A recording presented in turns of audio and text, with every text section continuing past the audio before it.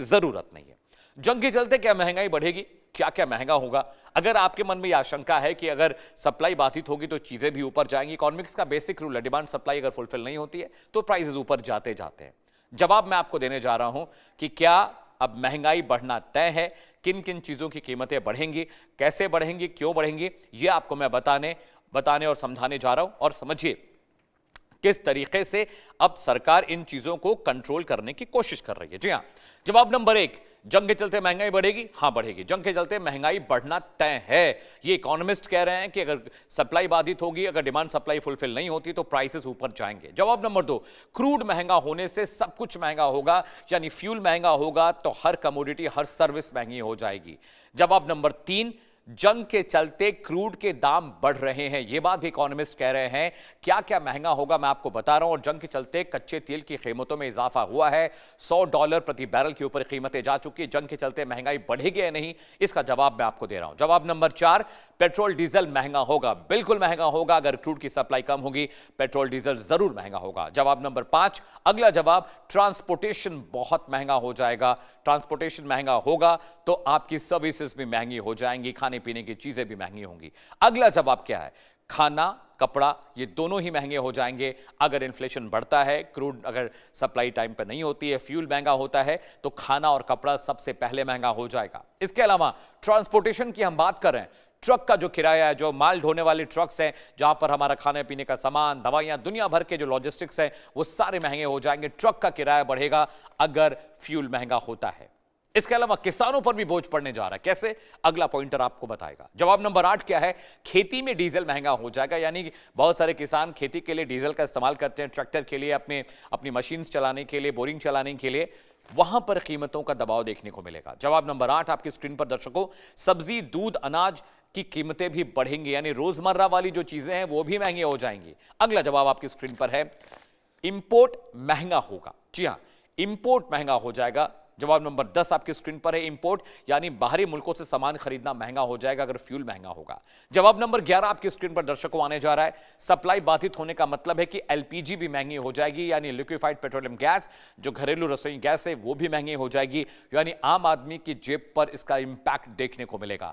जवाब नंबर 12 आपकी स्क्रीन पर है, भारतीय करेंसी कमजोर होगी, यानी रुपया कमजोर होगा इस जंग की वजह से, अगर डॉलर मजबूत हो रहा है और क्रूड महंगा हो रहा है। आगे बढ़ते हैं दर्शकों, कौन कौन सी चीजें महंगी होंगी, टॉप 5 पिक आपके लिए लेके आया हूं दर्शकों। इसके बाद हम पैनल के पास जाएंगे और पैनल से हम डिस्कशन करेंगे।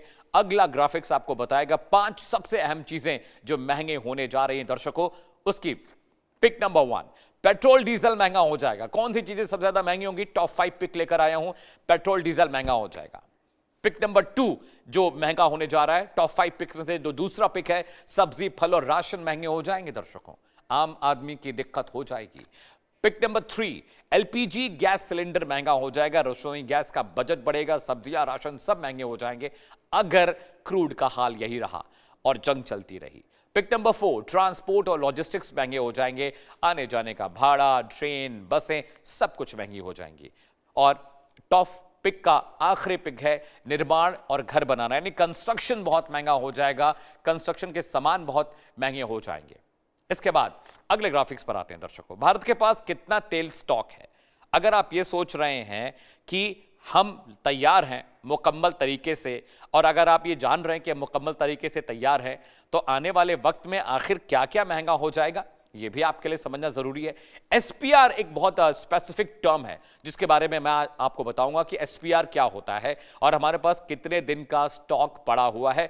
ग्राफिक्स के जरिए आपको बताऊंगा, फुल फ्रेम ग्राफिक्स हम आपको देंगे और बताएंगे, समझाएंगे कि एसपीआर क्या होता है। जी हां, एसपीआर यानी स्ट्रेटेजिक पेट्रोलियम रिजर्व। ये फैक्ट्स बता रहा हूं, भारत के पास कितना तेल स्टॉक है और एसपीआर क्या होता है। प्रधानमंत्री नरेंद्र मोदी ने कितना इंतजाम किया हम देशवासियों के लिए ताकि हम पैनिक ना हो। फैक्ट नंबर 2, एसपीआर एक इमरजेंसी सीक्रेट बैकअप होता है, यानी ये बैकअप रखा जाता है इमरजेंसी के लिए, जंग के हालात के लिए, अगर कोई बहुत बड़ी बात हो जाए तो फ्यूल हमारे पास रहेगा। फैक्ट नंबर 3, इसकी लोकेशन विशाखापट्टनम, मैंगलोर और पादुर है, जहां पर हम इमरजेंसी स्टॉक रखते हैं अपने क्रूड का, अपने फ्यूल का, पेट्रोल डीजल का। फैक्ट नंबर 4 आपकी स्क्रीन पर दर्शकों आने जा रहा है, वो भी बहुत इंपॉर्टेंट है। एसपीआर में करीब 9 से 10 दिन का कच्चा तेल स्टोर रहता है। मैं ये बाइफर्केशन बता रहा हूं अलग अलग।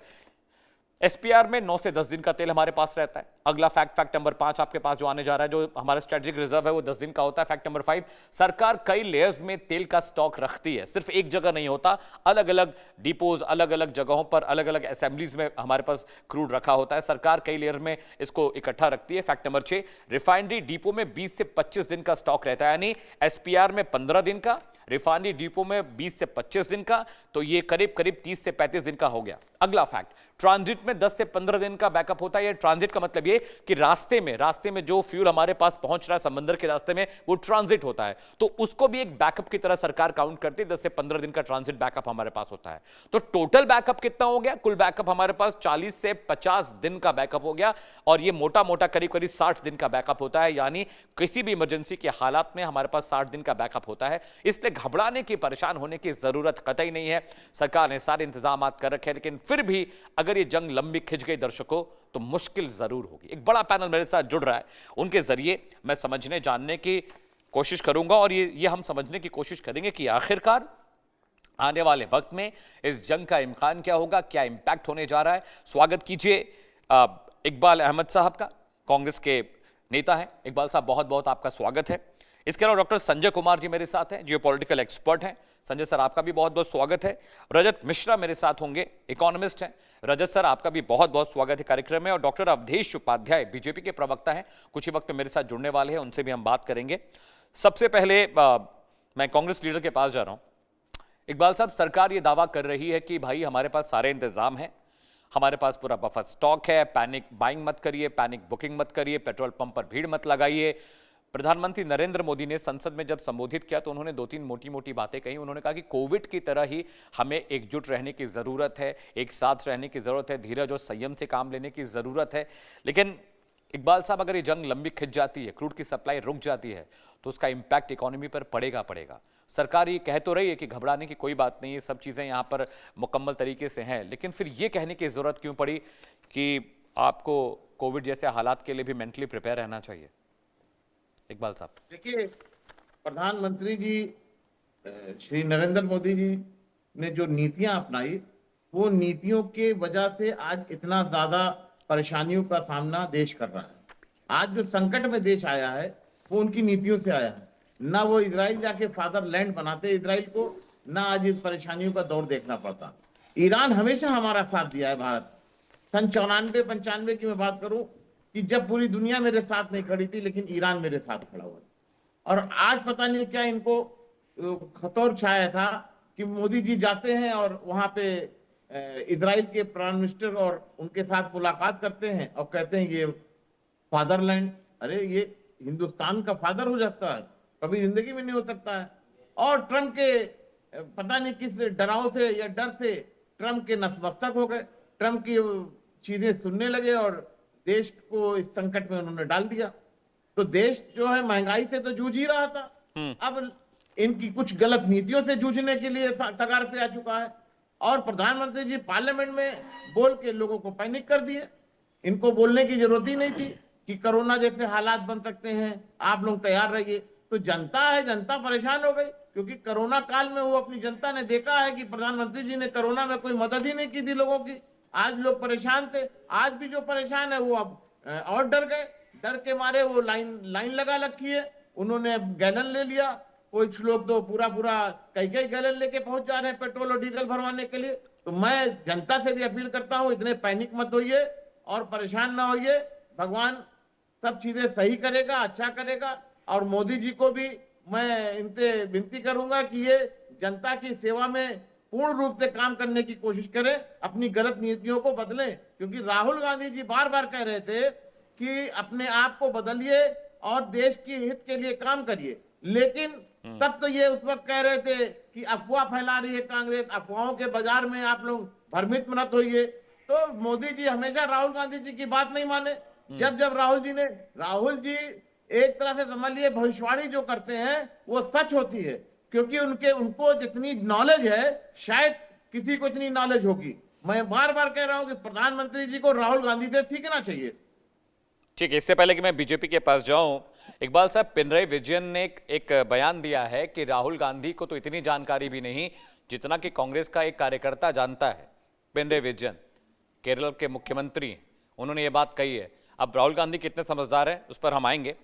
अवधेश जी मेरे साथ हैं, डॉक्टर अवधेश उपाध्याय जी, बीजेपी के प्रवक्ता हैं। अवधेश जी, कांग्रेस के प्रवक्ता ये कह रहे हैं कि सरकार की गलत नीतियों, सरकार के गलत फैसलों की वजह से ये देश की हालत हुई है।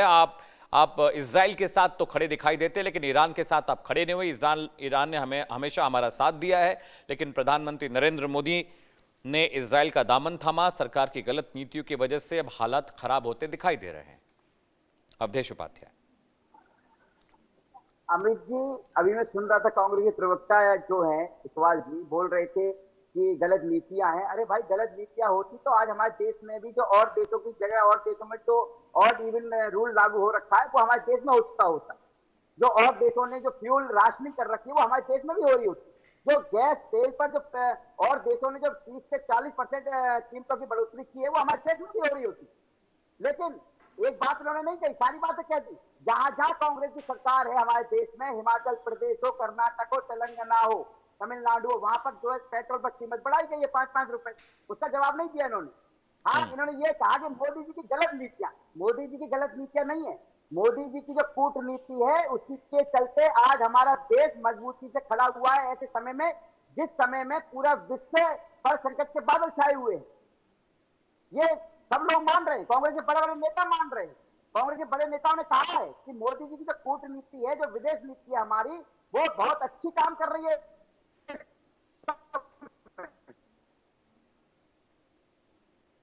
ठीक है अवधेश जी, आपकी आवाज मुझ तक पहुंच नहीं पा रही है। आपस में लड़ रहे हैं अमेरिका, ये आवाज आ रही है अमित जी? जी, शायद आपका नेटवर्क थोड़ा इशू आ रहा है अवधेश जी, थोड़ा नेटवर्क का थोड़ा इशू है। मैं दोबारा आपके पास आ रहा हूँ। ठीक है अवधेश जी, प्लीज स्टे विथ मी, मैं आपके पास आ रहा हूँ। इससे पहले कि मैं संजय सर के पास जाऊँ, रजत जी मैं आपके पास आ रहा हूँ। एक बेसिक इकोनॉमिक्स का रूल है कि अगर डिमांड ज़्यादा है, सप्लाई कम है, तो प्राइसेस ऊपर जाएंगे। और जंग के जो हालात हैं रजत जी, अभी कोई ये नहीं कह सकता ये जंग कितनी लंबी चलेगी, जल्दी खत्म हो जाएगी। ईरान ने हॉर्मुज पर कंट्रोल कर रखा है, जो स्टेट ऑफ हॉर्मुज है, और ईरान बहुत पिक एंड चूज कर रहा है। वो जिसको चाह रहा है उसके शिप्स को जाने दे रहा है, जिसकी शिप्स को नहीं चाहता नहीं जाने दे रहा है। वॉर टैक्स बड़े पैमाने पर ईरान वसूल रहा है। प्रधानमंत्री नरेंद्र मोदी ने संसद में जब संबोधित किया, उन्होंने कहा कि हालात बिगड़ सकते हैं, सिचुएशन अभी बहुत अच्छी नहीं है और ये जंग बहुत लंबी भी खिंचेगी तो देश की इकोनॉमी पर, देश की अर्थव्यवस्था पर। उन्होंने सप्लाई चेन का जिक्र किया कि हाँ, क्रूड सप्लाई चेन में दिक्कतें आ रही हैं। रजत जी, पॉलिटिकल वेंडेटा एक अलग बात होती है, पॉलिटिकल रेजिम चलाना एक अलग बात होती है, देश की बेहतरी के लिए काम करना एक अलग बात होती है। लेकिन अगर सप्लाई रुक गई, सप्लाई बाधित हो गई, तो प्रधानमंत्री नरेंद्र मोदी क्या करेंगे? क्रूड तो घर में बनता नहीं, वो बहुत करेंगे, 50 दिन का बफर स्टॉक रख लेंगे। आप रिफाइनरीज को ठीक से काम करने के लिए कह देंगे, अपनी कूटनीति के बल पर ईरान से रिक्वेस्ट करेंगे कि भाई कि इंडियन शिप्स को, वेसल्स को आने दीजिए। लेकिन अगर ये जंग लंबी खिंचती है तो क्या आप इकोनॉमिक लॉकडाउन जैसे सिचुएशन देख रहे हैं रजत जी? देखिए, अगर जंग लंबी खिंचती है तो इसमें बहुत सारे फैक्टर्स हैं, जिसमें से बहुत सी चीज़ें आपने बताई। आपने बताया कि कौन कौन सी चीज़ें महंगी हो सकती हैं। अगर मान लीजिए ये चीज़ 1 महीना और खिंच जाती है तो आपको सबसे पहले पेट्रोल और गैसेस के बाकियों के प्राइजेस काफ़ी ज़्यादा बढ़ते दिख जाएंगे। और ऐसा नहीं है कि पेट्रोल के प्राइजेस बढ़े नहीं हैं। इंडस्ट्रियल जो डीजल है उसके प्राइस लगभग 25% बढ़े हैं। न्यारा ने, जो प्राइवेट एक फर्म है, उसने 5 रुपये बढ़ा दिए हैं अभी पेट्रोल के प्राइस। हालांकि जो सरकारी कंपनियां हैं उन्होंने अभी प्राइजेस नहीं बढ़ाए हैं। लेकिन अप्रैल तक अगर ये चीज चल जाती है एंड तक, तो डेफिनेटली आप मई में इसका रिपरकशन देखेंगे। बट एक और इंपॉर्टेंट बात ये है कि ये सप्लाई चेन और जो एनर्जी की रिक्वायरमेंट है, ये सिर्फ आपको अभी के लिए परेशान नहीं करेगी, ये लॉन्ग टर्म इंपैक्ट क्रिएट करती है। जैसे आपने बताया था कुछ चीजें ट्रांजिट में होती हैं, 10 से 15 दिन का जो पेट्रोल या क्रूड ऑयल होता है वो ट्रांजिट में होता है। अगर ये ट्रांजिट भी धीरे धीरे कम होने लग जाता है तो इसका असर हम देखना शुरू करते हैं, क्योंकि वो ट्रांजिट तो वापस फिल नहीं हो पा रहा है, तब हम महीने 1.5 महीने बाद असर देखते हैं। उसी तरह से जैसे यूरिया है, यूरिया का स्टॉक हमारे पास 2 महीने से ज्यादा का है, जो कि बहुत अच्छी बात है। लेकिन फर्टिलाइजर और यूरिया जो आता है वो चीन से आता है। इसके अलावा एपीआईज जो हैं, जो फार्मास्यूटिकल इंडस्ट्री में इस्तेमाल होते हैं, वो चाइना से आते हैं। अब चाइना ने क्या किया है, उसने बहुत सारे एक्सपोर्ट्स पे कर्व लगाना शुरू किया है, क्योंकि वो इंटरनल कंजम्पशन के लिए उनका इस्तेमाल करना चाह रहा है। तो अभी इनके प्राइसेस में कोई फर्क नहीं पड़ा है, लेकिन कुछ समय बाद हो सकता है कि अभी जो फरवरी और मार्च में हुआ है उसका असर हो सकता है हमें सितंबर अक्टूबर में देखने को मिले। उसी तरह से इलेक्ट्रॉनिक्स, जैसे देखिए कोविड वाला जब टाइम हुआ था, उस समय जब लॉकडाउन हुआ था, सप्लाई चेन बाधित हुई थी, उसका असर यह पड़ा था कि कुछ महीने और कुछ सालों बाद कार की जो सप्लाई थी उसमें बहुत देरी आने लग गई थी, डिलीवरी लेट हो गई थी, क्योंकि इलेक्ट्रॉनिक्स का जो पैनल था वो लेट आ रहा था। यही सिचुएशन अभी हो सकती है। कैसे? एक हीलियम गैस होती है जो यही जो एलएनजी वगैरह होता है उसके साथ निकलती है, कतर और ओमान से आती है, इसमें रिस्ट्रिक्शन आ गया है, ये बाधित हुई है। अब हीलियम का इस्तेमाल कहाँ कहाँ होता है? उसका एमआरआई मशीन्स में होता है। बेसिकली चिप्स और सेमीकंडक्टर्स की जो इंडस्ट्री होती है उसकी प्रोसेसिंग में इसका इस्तेमाल होता है। अब मान लीजिए अगर ये बाधित होती है तो चिप्स बाधित होते हैं, उससे इलेक्ट्रॉनिक्स का पूरा जो सेगमेंट है वो बाधित होता है। अब अगर इलेक्ट्रॉनिक्स के जितने भी आइटम्स इससे रिलेटेड हैं, अप्लायंसेस हैं, व्हीकल्स हैं, मेडिकल डिवाइसेस हैं, वो इंपैक्टफुल होती हैं, लेकिन वो तुरंत नहीं होंगी।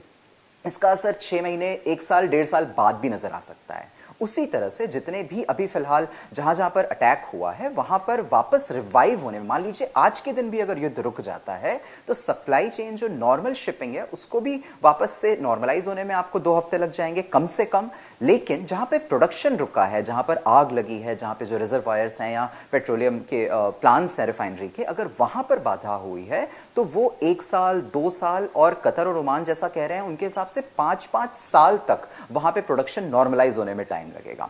और ओवरऑल दुनिया के लिए चीजें कम हैं, मतलब ये सीमित साधन है, तो उसमें आप वही जो डिमांड सप्लाई की बार बार बात कर रहे हैं उसके लिए ज्यादा स्टेक होल्डर्स आ जाएंगे, ज्यादा मांग करेंगे। अब रशिया उसकी सप्लाई करेगा, यूएस सप्लाई करेगा, लेकिन यूरोप उसकी मांग बढ़ा देगा, जापान और कोरिया से मांग बढ़ जाएगी, वो ज्यादा पे करेंगे। उस स्थिति में प्राइसेस बढ़ेंगे, इंश्योरेंस के जो प्रीमियम्स हैं उसके प्राइसेस बढ़ेंगे। हर एक जो स्ट्रेट है, सिर्फ अभी हरमुज की बात नहीं है, बाब अल मंदाब हो गया, मलक्का स्ट्रेट हो गई, इन सभी जगहों से जो भी शिप जाएंगी उनको वॉर प्रीमियम देना पड़ जाएगा क्योंकि ये खतरा बन जाएगा।